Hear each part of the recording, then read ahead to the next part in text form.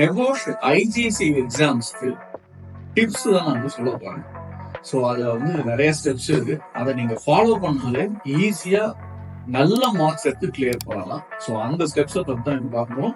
பர்டிகுலரா IC1 எக்ஸாம்ஸ்க்கு இந்த steps யூஸ்ஃபுல்லா இருக்கும். ஸோ மறக்காம இந்த ஃபுல் வீடியோவும் பாருங்க. நான் உங்களுக்கு Jayaprakash. Welcome to train my group channel.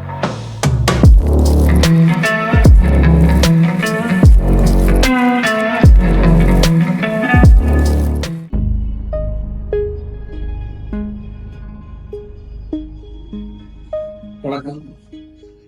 நெகோஷ் ஐஜிசி எக்ஸாம்ஸ்க்கு tips தான் நான் சொல்ல போறேன்.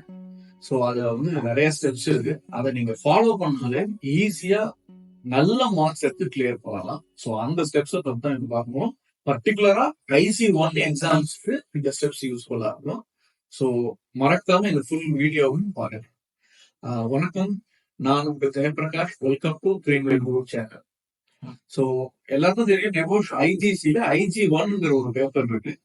ஸோ IG2ங்கிறது ரிஸ்க் அசஸ்மெண்ட் ரிப்போர்ட் ரைட்டிங். இந்த IG1க்கு தான் open book exam.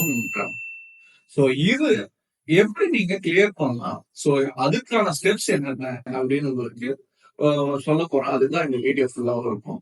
So skip பண்ணாம பாருங்க. ஸோ இந்த எக்ஸாம் ரிலேட்டட்ல நான் என்ன பண்ண போறேன் அப்படின்னா, நீங்க 2 பார்ட்டா பிரிச்சீங்க. ஒன்னு பிஃபோர் எக்ஸாம், எக்ஸாமுக்கு முன்னாடியான ப்ரிப்பரேஷன்ஸ் என்ன, அந்த ப்ரிப்பரேஷன்ஸ் பத்தி நான் ஒரு ஸ்டெப்ஸ் சொல்லுவேன். ஸோ டூரிங் எக்ஸாம், எக்ஸாம் அன்னைக்கு அப்போ என்னென்ன ஃபாலோ பண்ணணுங்கிறது தனி ஸ்டெப்ஸ் சொல்லுவோம். ஸோ இப்போ நம்ம ஃபர்ஸ்ட் பார்ட்டுக்கு போவோம். ஸோ பேசிக்கா நீங்க IGC கோர்ஸ் ரிஜிஸ்டர் பண்ணிடுவீங்க. ஸோ ஸ்டெப் 1 என்ன அப்படின்னு கேட்டீங்கன்னா, உங்களுக்கு இருக்கிற அந்த IG1 ரிலேட்டடா இருக்கிற சப்ஜெக்ட் ரிலேட்டடா இருக்கிற யூனிட்ஸ் எல்லாத்தையும் நீங்க லெசன்ஸ் சொல்லுவேன். ஸோ அதுல இருக்கிற எல்லா லெசனையும் நல்லா படிச்சு எந்தெந்த டாபிக் வரும்ன்றத நீங்க நல்லா தெரிஞ்சிருக்கணும். ஸோ 1 month உங்களுக்கு எந்த ஒரு லேர்னிங் பார்ட்னர்கிட்ட போனாலுமே அதோட 65 தாட் ஹவர்ஸ் சொல்லுவாங்க. ஸோ நெகோஷோட ரூல்ஸே அதுதான். ஸோ ஒரு 70 hours உங்களுக்கு கிளாஸ் ஹவர்ஸ் இருக்கும். ஸோ அப்படி கிட்டத்தட்ட பாத்தீங்கன்னா 1 மாசம் நீங்க இந்த ஸ்டெப் 1 என்ன அப்படின்னா, உங்களுக்கான அந்த IG1க்கான போர்ஷன்ஸை நல்லா தரவு பண்ணி வச்சிருக்கீங்க. ஸோ என்னென்ன டாபிக்ஸ் உங்களுக்கு தெரியும். ஸோ இதுதான் ஃபர்ஸ்ட் பேசிக் ஸ்டெப் 1. ஏன்னா நீங்க எக்ஸாம் எழுத போறீங்க, அதுக்கு என்ன லெசன் தெரியும் நம்பர் 1. நம்பர் 2, ஸோ இது எக்ஸாம் என்னங்கிறது தெரிஞ்சு, எக்ஸாமுக்கு என்ன படிக்க போறீங்கன்னு தெரிஞ்சிச்சு. ஸோ ஸ்டெப் நம்பர் 2 என்ன அப்படின்னு பாத்தீங்கன்னா, பழைய கொஸ்டின் பேப்பர்ஸ், அதாவது நெகோஷ் ஐசிசி எக்ஸாம் பாத்தீங்கன்னா IG1 எக்ஸாம் மாசம் வரும். ஸோ ஒரு 5 கொஸ்டின் பேப்பர்ஸ் நீங்க ஆல்ரெடி ரெடி பண்ணி வச்சிருக்கோம். இதுதான் ஸ்டெப் நம்பர் 2. ஏன் ரெடி பண்ணி வச்சுக்கணும்னா, அந்த 5 கொஸ்டின் பேப்பரையும் நீங்க எக்ஸாம்ஸா எழுதிப்பாங்க. ஸோ ஸ்டெப் நம்பர் 3 என்ன அப்படின்னா, ஒவ்வொரு கொஸ்டின் பேப்பர்ஸ் எடுத்து சினாரியோஸ் எழுதுங்க. சினாரியோஸ படிங்க, 1க்கு 2 தடவை படிங்க. ஸோ ஒரு டைம் ஃப்ரேம் வச்சு இத படிங்க. அந்த சினாரியோ படிச்சுட்டு என்னென்ன கொஸ்டின்ஸ் இருக்கோ அந்த கொஸ்டின்ஸுக்கான ஆன்சரை நெட்லயோ டெக்ஸ்ட் புக்லயோ இல்ல எங்க தேடணுமோ, நீங்க இது வரைக்கும் படிச்சு சேகரிச்சு வச்சிருக்கிற மெட்டீரியல்ஸ்ல தேடு. ஸோ தேடி ஒரு எக்ஸாம்ல நீங்களே எழுதுங்க. டைம் எவ்வளவு ஆகுதுன்னு பாருங்க. உங்களுக்கு 2 நாள் ஆகுது, 3 நாள் ஆகுது. ஃபர்ஸ்ட் டைம் நீங்க ஒரு நார்மல் டெஸ்ட் எடுக்கும் போது அப்படின்னா பரவாயில்ல ஆயிடும். ஸோ அதுதான் உங்க ஸ்டெப் 3. ஸோ ஸ்டெப் 4 என்ன அப்படின்னா, எத்தனை எக்ஸாம் எழுதி முடிக்கிறீங்க. ஸோ நீங்களே எழுதி பாருங்க எவ்வளவு நாள் எடுக்குது, அந்த டைம் மேனேஜ்மெண்ட் வச்சுங்க. ஸோ ஸ்டெப் 4ங்கிறது என்ன அப்படின்னா, நீங்க எழுதுன இந்த கொஸ்டின் பேப்பர்ஸ்ல இருக்கிற ஆன்சர்ஸ உங்க லேர்னிங் பார்ட்னர்கிட்ட கரெக்ட் பண்ணுங்க. ஸோ அப்பதான், ஸோ 1 முடிச்சதுக்கு அப்புறம் கரெக்ட் பண்ண கொடுங்க. ஸோ அப்பதான் உங்களுக்கு என்ன தெரியும், எங்க தப்பு பண்றீங்க, எங்கெல்லாம் மார்க்ஸ் ஸ்கோர் பண்ணலாம் அப்படிங்கிறது நீங்க எக்ஸாமுக்கு முன்னாடியே உங்க லேர்னிங் பார்ட்னர் ட்ரைனர்ஸ்க்கு நீங்க செக் பண்ணி வச்சுக்கணும். அதுதான் main part.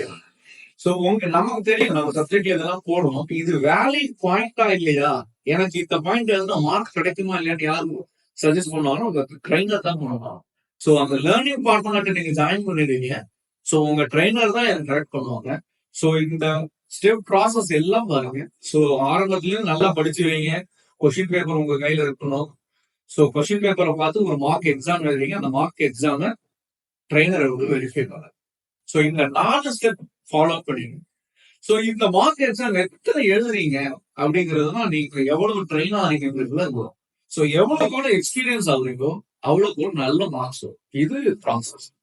So before exam கடைசி பாயிண்ட் என்ன அப்படின்னு கேட்டீங்கன்னா, ஸோ நீங்க ஒரு 4-5 மார்க் எக்ஸாம் எழுதிங்க, கொஸ்டின் பேப்பர் வச்சு மார்க் எக்ஸாம் எழுதிங்கன்னா எந்த மெட்டீரியல்ஸ் கிடைக்கும் போது உங்களுக்கு தெரிஞ்சிடும்.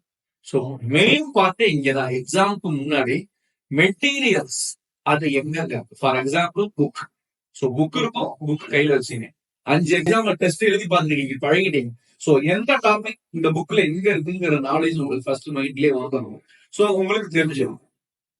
இப்போ கொஸ்டின் பேப்பர் புக்ல எங்க இருக்கு கண்டுபிடிச்சிருவீங்க.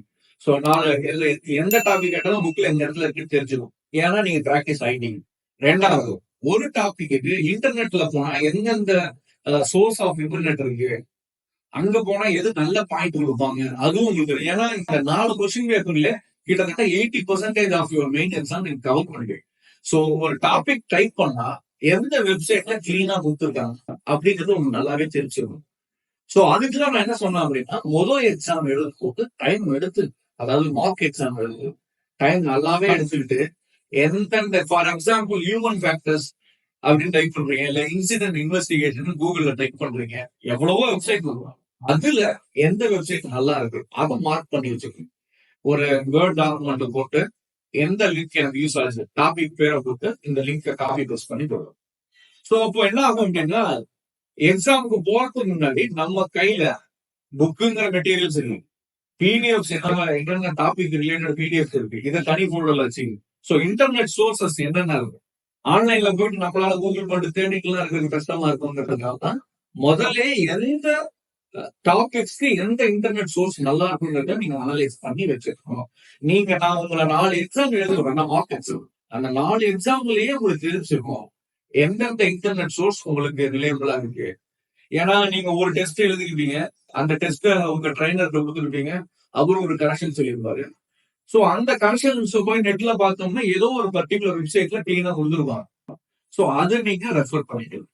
ஸோ இந்த மாதிரியான ஒர்க் அவுட் எக்ஸாம் முன்னாடி நீங்க பண்ணிக்கலாம். ஸோ இந்த 5 ஸ்டெப்ஸ் தான் முக்கியம். ஸோ உங்க ப்ரிப்பரேஷன் ஓரியன்டட்ல ஃபைனல் ஸ்டெப் நான் என்ன சொன்னேன், மெட்டீரியல்ஸ் உங்க கையில இருக்கணும், புக் இருக்கணும், எந்தெந்த பிடிஎஃப் உங்களுக்கு சம்பந்தப்பட்டிருக்கோ அந்தந்த பிடிஎஃப் எல்லாமே சப்ஜெக்ட் வைஸ் நீங்க ஒரு ஃபோல்டர்ல தனியா வச்சிருக்கணும் உங்க கம்ப்யூட்டர்ல.